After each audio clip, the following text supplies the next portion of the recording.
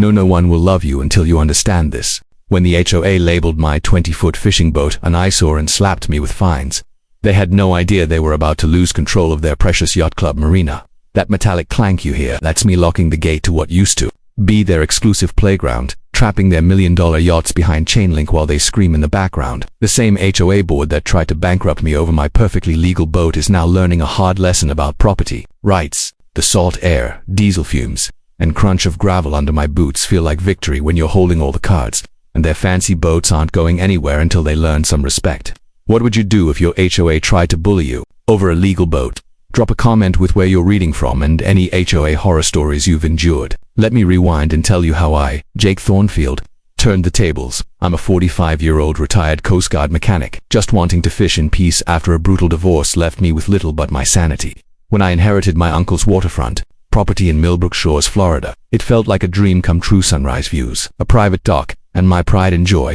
a 1987 Boston Whaler named Rusty Anchor. She's weathered but reliable, having carried me through more storms than I can count. Millbrook Shores, with its 200 waterfront homes and quiet streets, seemed like the perfect place to retire after 20 years fixing Coast Guard cutters in every kind of weather. The smell of salt air and morning coffee on my dock was the peace I'd earned. Then I met Priscilla Weatherford. Picture the ultimate HOA dictator, 52, 8 years in power, driving a gleaming white BMW shinier than most engagement rings, a real estate agent obsessed with property values. Priscilla showed up at my dock one morning with a clipboard and designer sunglasses, looking like she was inspecting a crime scene. Trouble was brewing. 3 months into my paradise, a certified letter hit like a punch. My boat was an unsightly marine vessel violating their aesthetic standards. I had 30 days to remove it or face $200 daily fines. My boat was spotless, state-registered and docked legally, but it didn't scream yacht owner enough for Priscilla's taste. I thought it was a misunderstanding, so I attended the next HOA meeting to clear things up. Big mistake. The community center reeked of burnt coffee and defeat, with squeaky metal chairs and flickering fluorescent lights, making everyone look like they were facing an IRS audit. Priscilla sat at the head, running the show like a corporate CEO. When I explained my boat's legality, she flashed a practiced real estate agent smile. "Mr. Thornfield," she said, drumming her blood-red nails, "we have community standards. Perhaps you'd fit better in a neighborhood suited to your lifestyle." That word lifestyle said it all. This wasn't about my boat. It was about my pickup truck, my calloused hands, and the fact I didn't match her vision of Millbrook Shores. She wanted me gone. The room felt like a hostage situation. Residents avoiding eye contact, terrified of becoming her next target. Priscilla had been bullying people out of this community for years, and I wasn't her first victim. But 20 years in the Coast Guard taught me how to weather storms, and she'd just picked a fight with the wrong guy. She didn't know it yet, but I was about to make her regret it. Priscilla didn't hold back. When I missed her absurd 30-day deadline because I was busy confirming her actions were legal, she upped the fines to $500 a day. Suddenly I was facing serious money for keeping my boat on my own dock. Then she got creative. Every visitor to my house got a parking violation, my neighbor borrowing a tool, the pizza guy lingering too long. She turned harassment into an art form. Then she claimed I was running a commercial fishing operation, triggering county inspectors to hassle me about licenses I didn't need. It was bureaucratic warfare, designed to make me give up and leave. The smell of diesel and salt water during my morning boat maintenance became my therapy as I dealt with her insanity. But Priscilla underestimated me. The Coast Guard taught me how to navigate red tape while she played dictator. I dug through county courthouse records, the musty smell of old deeds and flickering basement lights my new battleground. That's when I struck gold. My uncle's property included riparian rights, ironclad legal access to the waterways that no HOA could touch. He'd always said, "Jake, always get a title search. You might own more than you think." Now I knew why. Those rights, dating back to the 1960s, were a legal fortress. Even better, an ancient easement gave my property unique marina privileges. Priscilla's rules didn't apply to me. I started making allies. Mrs. Bennett, my 78-year-old neighbor, who had been quietly documenting Priscilla's abuses for years. "She's been terrorizing this place forever," she said over coffee, her voice sharp as a blade. She pushed out the Martinez family with fake noise complaints and the Johnsons over their vegetable garden. "You're not her first target, but maybe you'll be her last." The pelicans diving outside my window became the soundtrack to my research, each splash reminding me why I was fighting for peace, for freedom, for my home. I documented everything. With military precision, recorded calls, legal in Florida, photographed interactions, filed violation notices with timestamps. Priscilla wanted a paperwork war. I'd show her one. By month's end, I had a stack of evidence and a growing realization this was bigger than my boat.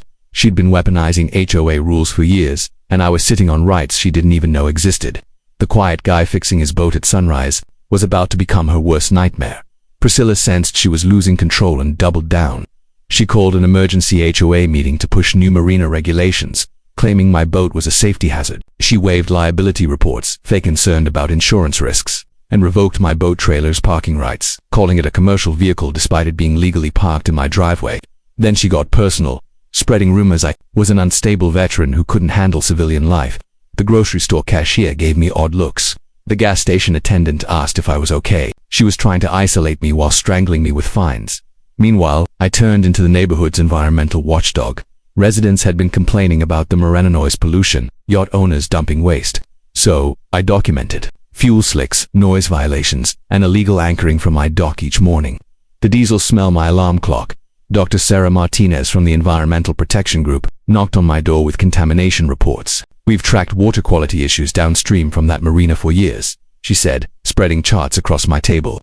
If someone could get us access to the source, the implications were clear. Then I found my uncle's real gift. In his 1990s correspondence, I discovered the marina was originally public access. The HOA had privatized it through shady deals that looked outright fraudulent. My uncle had fought this, keeping records of public access agreements and environmental studies. Legal dynamite. A Coast Guard lawyer's advice echoed in my mind. Professional licenses are leverage against people who live on their reputation. So, I filed an ethics complaint against Priscilla's real estate license, documenting her harassment and discrimination. Late nights in the law library, surrounded by musty books and coffee, I traced property boundaries with surveyor precision. Priscilla's confidence was crumbling, and she didn't even know why. By month 3, she was desperate. She hired a private investigator to tail me some guy in a beat-up sedan snapping photos like he was in a spy movie. I waved at him daily, unfazed. Then she had my boat towed, twisting a county ordinance to claim it was abandoned on my own dock. It cost me $300 and a day of paperwork to get rusty anchor back. She even pressured local businesses to blacklist me. Fuel docks, broke, marine stores out of stock. But her biggest mistake was underestimating my uncle's foresight. In a safety deposit box, I found underwater property surveys from the 1960s showing I owned 2 parcels controlling the marina's entrance. For 15 years, the marina had paid rent to the HOA for land I owned. My uncle's words rang true. In coastal areas, water access is worth more than the land. Those parcels were a chokehold on the marina, and he'd kept them out of HOA hands. Every yacht club lease, every marina fee, every environmental permit was invalid. My uncle's journals detailed 30 years of HOA pressure campaigns. His final entry, a battle cry: if they come for you, use the rights they forgot to steal. Mrs. Bennett handed me a folder of HOA misconduct, bogus violations, discriminatory enforcement, financial irregularities. Dr. Martinez's tests showed contamination nearing EPA intervention levels. What started as HOA harassment was now a federal case. Sipping coffee on my dock, watching oil slicks shimmer, I knew Priscilla's empire was built on sand. I called Marina Management. "You've been paying rent to the wrong people." The silence on the line was deafening. That afternoon, I watched yachts bob in water they thought they controlled. Unaware the trap was closing, the bank vault where I found those surveys smelled like victory. My uncle's note, "Here's how you win," unlocked a legal arsenal. The HOA had stolen $3 million in marina fees over 15 years, and their environmental permits were fraudulent. Every yacht was trespassing on my land. I could demand back rent or shut the marina down. But my uncle's lesson was clear: use power to protect the community, not just yourself. I assembled my war council: David Bennett, a maritime lawyer, and Mrs. Bennett's nephew, who called this a law professor's dream case; Sarah Kim, an environmental lawyer eager to expose corruption; and Mrs. Bennett, with her trove of HOA abuses.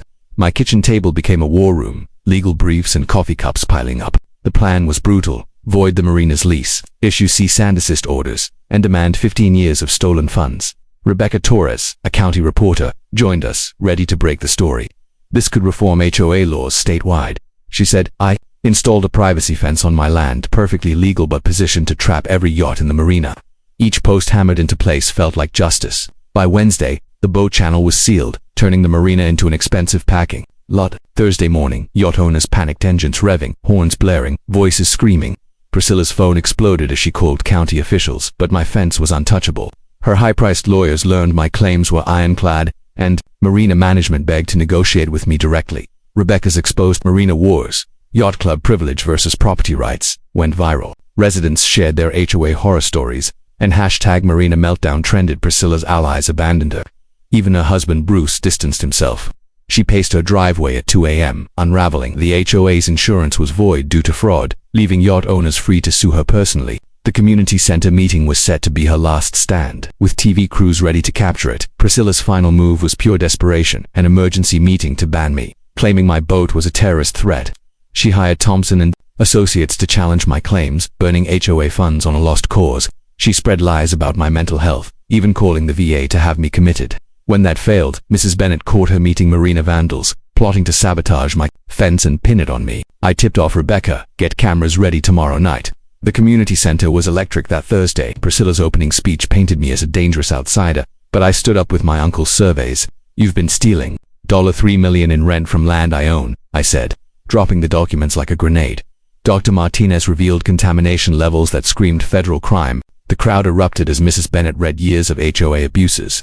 Priscilla screamed about conspiracies, but the room turned on her. Residents shared stories of her tyranny, and TV cameras caught every second. My proposal was simple: a community marina, fair access, environmental cleanup funded by polluters, and transparent HOA governance. The applause was deafening. Priscilla stormed out, her empire in ruins. Within 48 hours, she resigned. The marina reopened to the public, and yacht owners funded cleanup to avoid prison. Mrs. Bennett became HOA president, implementing open book policies.